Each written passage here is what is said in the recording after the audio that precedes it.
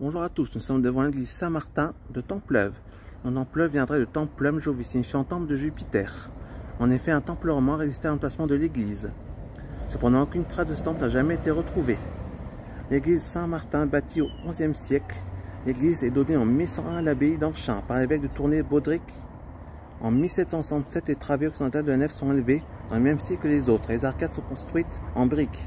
Les abacs sont quant à elles un rare parti d'œuvre du Moyen-Âge. La corbeille n'est pas évasée et les feuilles sont enroulées vers l'intérieur. De 1880 à 1883, l'église connaît de grands travaux d'agrandissement sous la direction de l'architecte Paul Destombes, qui transforme le chœur du XVIe siècle en aule-kerk flamande. Le clocher est achevé en 1883, pastiche d'œuvre normande. Ce clocher est surmonté d'une flèche datant du XVIIIe siècle. Dans la tour se trouve également une cloche aux armes de Charles Quint datant du XVIe siècle. Au XIXe siècle, des transformations radicales sont opérées.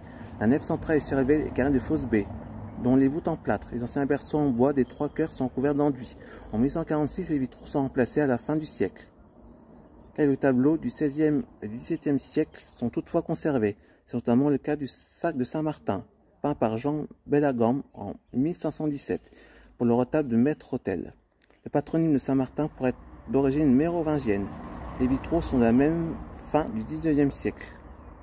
Quelques tableaux du XVIIe et XVIIIe siècle ont été conservés, dont le beau panneau peint en bois par Jean Bellegambe, peintre douaisien, en 1617 pour le retable du maître d'hôtel.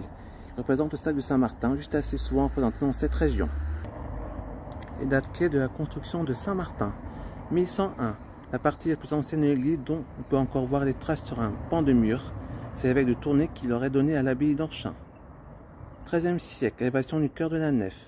15e et 16e siècle, l'église est transformée en aule-kerk, une architecture qui désigne ces trois nefs accolées de la même largeur, de même hauteur.